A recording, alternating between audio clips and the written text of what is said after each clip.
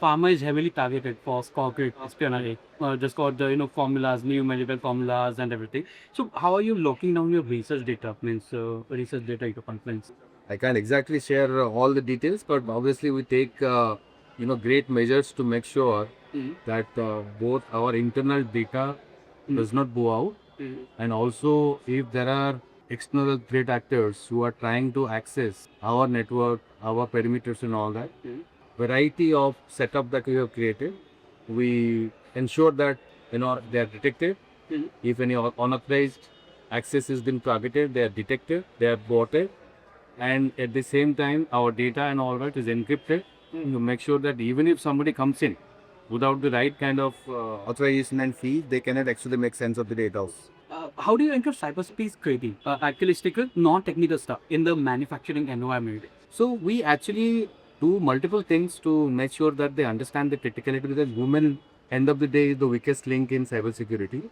So we have periodic trainings that we conduct, which is very basic. We show them videos, we talk to them in their layman language, because many people nowadays use mobiles. They have been part of some, threat or fraud or something, so they can always relate to it. So we explain to them what is the criticality of that. We do phishing simulations, so we send out phishing emails and we see how many people are able to keep clicking it, and then we share the statistics back with them and explain to them that yes, here you made a mistake and this is how you can protect yourself. We send out newsletters where again we, through either cartoons or basic explanation, we try to give them basic tips like how you should protect your passwords, how you should change or rotate your passwords, why this is critical, the basic stuff. And I think overall we also try to measure how the scores are improving over time. Just one thing, any question or any takings from today's session, and you are the panelist as well over there. So any takes or any giveaways to the viewers? I think AI is bringing lot of additional challenges for cybersecurity, because now, see, previously cyber criminals were extremely technical and they were supposed to be geekies. But now with AI tools, even a normal guy can try to attack through set up things that they create with AI. So I think AI security will become even more important, and for all of us in IT and cybersecurity and AI, how do we ensure that we use the AI tools to protect more than attack will become extremely important. And I think that's the journey we are also on. Myself, Yogesh Kharna. I'm working as Deputy General Manager IT, MSCDCL for Konkan region. So I handle around 1.10 crore consumers of electricity department. And also we are giving services to internal employees of MSCDCL for more than 60 systems, right from the ERP, energy accounting system, solar systems, then grid management and all these. If entire system goes down and state grid goes dark, so what's the very first system you are bringing back online in your recovery plan? First thing, we have different system. Right now, we have a battery storage system as well. Okay. In rural pocket, there are solar systems and substations where the solar power is stored in batteries, and that is in substation. But that can be served to particular substation area, not out of that, because the grid power requirement is very high. They will enter batteries, so battery will again fail. So that is not the solution. But as far as the if grid is failed, first we start the hydro generation, which is immediately quick. We'll start some area, then the gas generation and the coal generation like this. Wind generation, that is 24/7. Solar in the night hours, solar generation in dawn. So these are the different renewable energy mixed with conventional energy. As an IT leader of MSID later, your infrastructure is a prime target for the state-sponsored cyber attacks, with NIST doubling down on critical infrastructure problems. So, how are you searching and how are you securing the convergence of legacy power with the modern IT? Means how exactly the MSCDCL is adapting to those things. For some ARM pockets, we have installed SCADA system under the central government RAKD approved. Okay. So the SCADA is fully monitoring the data load of the various pockets, the line failure. So it doesn't directly affecting to our system. Our entire data is on Amazon Cloud, AWS, and the things are well protected. Up till we don't have any incidents, but we have set up the priority, like our payment gateway, they are secured with is PCI DSS scanning. So Chinese people try to attack on our website, but we just watch it. They are not able to Okay. do any tampering with our bullying data or but only the look like attack are happening, which we call like Jamtara attack. So we have catched Okay. some Jamtara people. They are running some parallel system. You don't have data, but they try to make these Okay, people then. full. So we are giving awareness to people. So that's one said. You mentioned about the systems being in the centralized. So even centralized, if any of the one node goes down, the entire grid goes down. Means any plans of introducing it into a decentralized one? We have DCDR set up. Okay. If in case the server in DC goes down, a DR automatically takes it up, and periodically we are doing mop host. And any large takes with you've been with the panel, you have the speaker as well. So any takes for to the viewers and what are the key takes come today's Places. So you can see the war in Gulf countries. So there is going to be shortage of these conventional energy sources like the crude oil, petrol, and even coal also. Okay. So my say like try to be more of the renewable energy, try to use solar power in your offices. Use some smart equipment. Use your entire load day hours, legume load, and try to store the energy in batteries. Hi everyone, I'm Gaurav. I am managing DevOps, DevSecOps and SRE at Reliance Jio. Majorly into the IoT space. We have around 40 plus applications that we look or we provide to the market in terms of the IoT solutions that we have. And we handle tons and tons of data running into exabytes, like I was talking some time back during the conferences. With a unique background, basically that's very rarely seen the engineering and with the law in. So you have spoken about how India's DPDP route shift cybersecurity from the IT compliance to border. So basically IT was served from the ground level. Yeah, this lifting up. Now basically after the lockdown, everything shifted up, and right now they're on the board level. So when you're managing DevSecOps at Geo's massive scale, so how do you hardcore that legal privacy and accountability directly into a CI/CD pipeline before the code even deploys? I would say we are very sensitive about any DPD issues that happen. We take care of our customer data, integrating DPD with not just the CI/CD pipeline, but it is about ensuring whatever goes through, everything is in line with what DPD Act is asking us.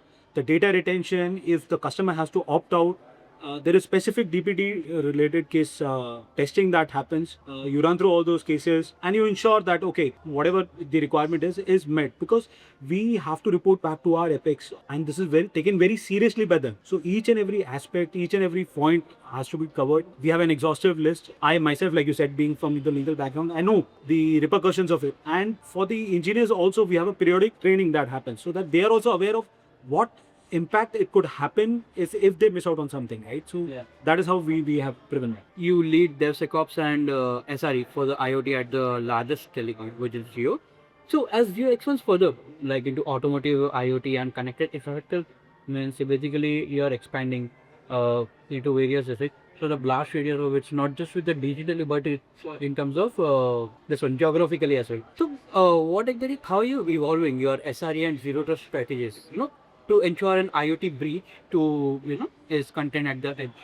If you look at the number of devices, the IoT devices that we have rolled out in the market, it's in millions. We have a lot of different IoT based solutions that we have in the market, and the amount of data that we collect or the amount of data that we handle is huge, right? So for us, zero trust architecture is something that we start from right from day one. It has to be built in. It's in our DNA. We keep reviewing to the level of accesses that people have. They have to be cut down to the minimum, because at the core of everything, we need to ensure that we are providing data security to our end customers. Like you said, blast radius for us, because we have on-field devices, is not just a backend cloud, but it's actually even physical in many places. In many places, there are IoT specific sensors. If they're not working, if they get hacked, or if there is a security incident that happens, the outcomes could be quite disastrous. So we take it with very seriousness, and that is the culture of our organization that has been embedded in us over the years, and I think we have been doing a good job for this. in one sentence, what is the biggest friction point between developers who want to push code fast and security teams trying to, enforce DevSecOps? See, it's only, like I said, the biggest friction point always is, it is not that security team is not understanding why developers are trying to push something fast, or developers are not realizing why security team needs time to review it. It's only when business comes out giving different KPIs for time to market, they need a new customer experience to be rolled out. Because of the timelines, there is a slight friction. But see, underlying, we are a mature organization where each person is understanding the perspective of the other. Friction does exist, but it's bare to the minimum because everyone within the organization is working towards a common goal, which is providing the most scalable, secure, and the best of the services to our customer. So this is what lies at the heart of both the teams here. So, any key takes from today, and what's the message you would like to give the viewers? So today we had a fabulous discussion. It was real good discussion that we had. I was really happy to see so many industry veterans out here, connecting with so many different people. The only take is, guys, this is from the technical perspective. Please, if you're concentrating only on AI models, please also work on the underlying data platform that you have, and whatever technical investments you're making, please link it back to your business needs, and I think everything should be great. Hi, I'm Nitin Saplial, roughly around 2 decades of experience in IT industries. That includes ERP, infrastructure, security, entire IT ecosystem, plus digital transformation. So, Nitin, as you can see, you're the leading IT for the heavy manufacturing firm that like Dafron means converging traditional shop floor operations with modern digital systems. Yes. So, as you deploy IoT and potential digital secure, these cyber physical systems from means how do you protect these cyber physical systems and everything, and what does it mean? Means how do you secure these from ransomware targets and the actual without getting it affected with the actual production line? Very good question. So, first of all, I have to understand IT and OT. So, your company has a lot of information, your company has a lot of data, but you have to identify which data is important. So, you can't make single strategy data for the protection for each and every information. For example, you have production information. You have information which is readily available in the company website. You have financial information. You have AP, AR, accounts payable, account receivable. But you can't make a single strategy for all level of data. If data is available in the public domain, it is readily available to the users. That means it requires no protection. But anyone can read those information. But yes, if it is financial related to the production, so again, financial, we have to put more secure, we have to protect much more layers on financial transactions, production little bit less, and other information which are readily available, in public domain, it requires very less security. So moving up with the next one is like you have a deep expertise with the SAP solutions and enterprise transformation. So in 2026 we have seen like the major SAP solutions were heavily targeted, and due to which the supply chain was heavily ruptured. So how do you implement zero trust principles inside this ERP environment without slowing down, your critical business processes? How exactly you guys will be taking care of it? So, I think before answering the question, so SAP contains here each and every information related to the financials, related to the procurement, the supply chain. Each and every information is related to is coming in the SAP system. So that's why they're targeting towards SAP more. But in SAP, there's a concept of segregation of duties.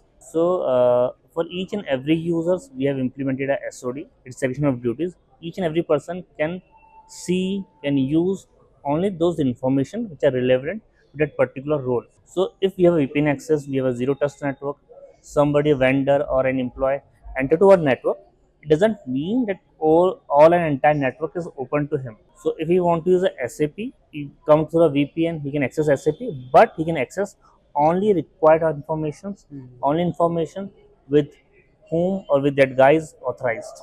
You're focusing more on enterprise SAP side or the AI machine learning side today. So what exactly means, what's your major this thing apart from these two? What exactly you would like to go ahead with? So nowadays everybody is talking about the AI. Okay, it's a buzzword and companies focus that it's a race. Like I have to win, I have to win. But again, I'm saying for interest. First of all, you have to realize what are the use cases. Whether is the right time to use AI or not. Maybe you have to wait for another 1 year, 6 months, But first of all, before implementing AI, you have to find the right use case. For our industry, for example, we have a customer and he's asking for a solution. So he put a entire requirement. Somebody is going and based on R&D thing, he just make entire kind of pre-sales pitch or with the entire product list for that particular project. Here we can use the AI. For example, whatever the information we're putting, manually putting a system, we have a AI which saves a lot of time. So again, I'm saying you have to identify the perfect use case before implementing your AI generate. It's not a IT driven project; it's a business driven project. So, any takes from today, and what's the message you would like to give to the viewers? Okay, so the again just discuss about the AI. So again, message is like it's a journey. Obvious, we have to do it. It's a buzzword, but don't follow blindly. Make your AI strategy, with a focus and with proper business, business strategy. Hello everyone, myself Dr. Animesh Singh. I work as the National Vice President for World Human Rights Protection Council as well as the Senior GRC Consultant for National Securities Depositories Limited. I'm basically from Bilaspur, Chhattisgarh, and I did my Masters in Cybersecurity GRC from University of San Diego, California. Okay. I'm a seasoned professional in cybersecurity, currently overlooking the depository participants as well as the GRC operations for the National Securities Depositories Limited. And over past 3 years, I have extensively worked for these cybersecurity domains, be it BAPT, SOC, or the GRC segments. So, compliance does not equal to security. So, how do you transition an enterprise from the checklist mindset to a proactive threat hunting culture? Okay, so for enterprise level, there are many pros and cons is like that. So enterprise depends on how well the baseline structure is set for the organization. When you go for a proactive level, it's like it don't only involves hefty amount of money being involved for that. There is another scenario which currently going is that the human resource, because if you have a proactive approach for anything, until and unless your human resource is not capable enough to handle those scenarios, any amount of tool you purchase, that tool won't work properly. So what I feel is that for enterprise level organization who is right now currently being deployed in, be it a product based company or even as a service based provider, they should work rigorously in improving their human capable index along with their tech base of houses. So these two, until and unless won't correlate with each other, the industry won't get the desired output which they want to provide. How are the new privacy regulations forcing companies to rethink their data encryption architectures? Okay, so since you have asked about the travel restrictions, so in the travel restriction does not full. It's like privacy regulations forcing companies to rethink their data encryptions. Okay, I got your question. Okay. So, in the privacy regulations, when you ask for, see, there are lots of news regulations which have been came both national level as well as international level. But for any company which is a local national wise company, for them, I think it is not being that level of challenge because they have to handle business on a particular region. But for those who are in MNCs or for those who have the cross selling operations, for them they have to comply with the local laws, especially the data localization, data anonymization, as well as the other cross-border data transfer.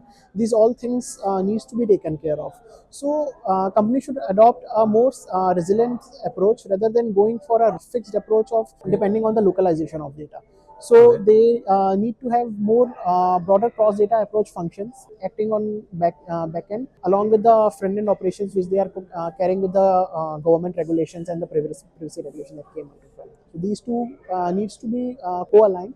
Then only an organization can work effectively over any geopolitical region. Last question would be any takes from today's event, and what's the message you would like to give to the viewers? Okay, so for today's event, I would like to give two takes. First of all, I would like to say that event was very good.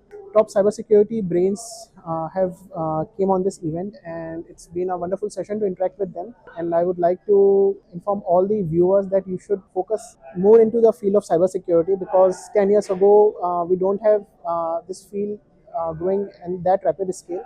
But now we have faster development on this field, and we have a lot of improvement and coming from global standards. One more thing about my own segment I would like to inform is that I am myself building up India's first smart perfume, which is an AI built perfume. The name of that perfume is Essence of Taputi. It is my own brand. So Okay, as that's soon as it amazing. will be launching this mostly this year end. So Okay. I would like to invite everyone to join on the invitation segment for it, and I would Sure. like to see you all there. Myself, Jatin Kumar Mode. I am a founder of a company called SecureTral. We are purely a consulting boutique firm which specializes into cybersecurity, data privacy, and of course digital trust solutions. So we have customer base across the world, right across 4 geographies, or you can say continents, and across 14 digital industrial verticals which we serve as of now. Your secure culture framework focus on 6 pillars. Okay. One is people, Okay. process, technology, things, data, and operations. Okay. So, as you speak with enterprise CIOs today, so which of those 6 pillars which are actually neglected in the Indian cybersecurity ecosystem, corporate ecosystem to be more specific? Yeah. So when you talked about these 6 pillars, everybody is working on either or these 6 pillars. But what I feel is people, the companies or CIOs should focus more on the people perspective. The reason why is because technology is run by people, managed by people, and for the people. So if any one simple mistake can cause a lot of harm. So it's better to focus more on the people and its security rather than, of course, other things are also important. That doesn't mean not matter. But ultimately, it's by the people, for the people, the and of the people. Okay, so next question is SecureCult's mission is all about building digital trust Yeah. among all the customers. So in the boardroom setting, how do you help CIO translate that digital trust into a qualifiable metric that the CEOs and the investors actually care about those metrics? Okay. I think that's a good question because we were earlier purely into data security and data privacy, but then we found a similar gap between these two, or we found a gap because these are quite technical in nature, which the board people doesn't understand. So that's why we have come up with a new service altogether and a new sort of a solutions, which basically helps the board members to define the metrics or even to assess the metrics which is based on digital transformation. Let me give a simple example. Your CFO has invested or the company has invested 2 crore or 10 crore in the digital transformation. Is it really returning back the money or the investment? What is the return on investment? So that's where we have another services which we call as a series assessments.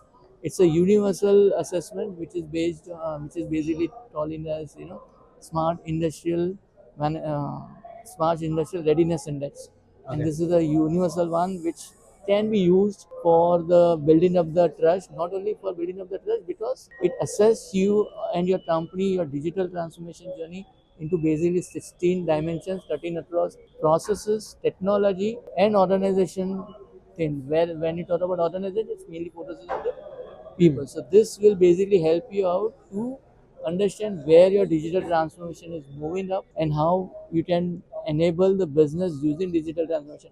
Of course, cybersecurity and data privacy is part of it, but this is where we have found the gap, and that is where the CIO should focus on. And one more thing, it may be quite tricky for you. So, if an enterprise has to cut up its cybersecurity budget by 20% tomorrow, let's see, just a hypothetical thing. So, which of your 6 pillars should they absolutely never compromise on? That's again a bit and a quite a tricky one.